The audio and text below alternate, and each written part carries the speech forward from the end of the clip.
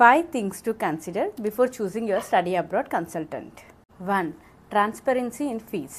చాలా కన్సల్టెన్సీస్ ఈ మధ్యన ఫ్రీబీస్ ఆఫర్ చేస్తున్నాయి, బట్ దానికోసం మీరు వాళ్ళు చెప్పిన యూనివర్సిటీకి మాత్రమే వెళ్ళాల్సి ఉంటుంది.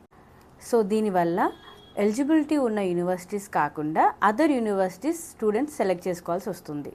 Ask for a return break down, like application నుంచి వీసా వరకు మీకు అయ్యే ఎక్స్పెన్సెస్ అన్నీ కూడా ముందే డీటెయిల్స్ అన్నీ తీసుకోండి. సో దీనివల్ల మీకు ఫర్దర్గా ఏ ఇష్యూస్ రాకుండా ఉంటుంది.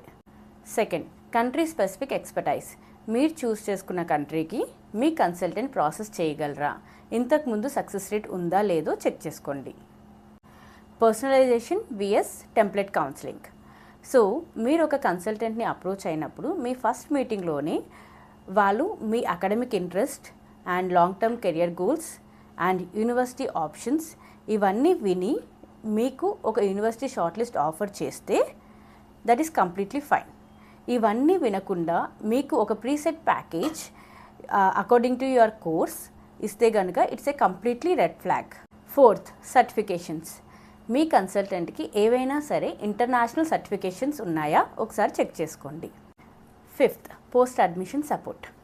సో మీ జర్నీ ఒక ఆఫర్ లెటర్తో ఎండ్ అవ్వదు. హార్డెస్ట్ పార్ట్ వచ్చేసి వీసా ఫైలింగ్.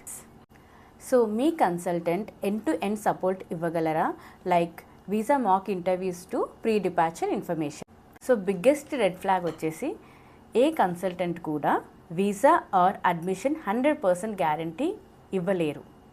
సో ఒకవేళ గ్యారంటీ ఇస్తే మీరు ఇమ్మీడియట్గా వాక్ అవే చేయొచ్చు, because no one can guarantee a government's decision or universities private admission selection process. A good consultant should actually stay with you until you land in your host country. So ఇప్పుడు మీకు చెప్పిన అన్ని points కూడా మేము beyond ఓవర్సీస్లో ఎన్నో years నుంచి follow అవుతున్నాము. So మీరు కంప్లీట్గా ట్రస్ట్ చేసి మీ ప్రాసెస్ని మాతో స్టార్ట్ చేయొచ్చు.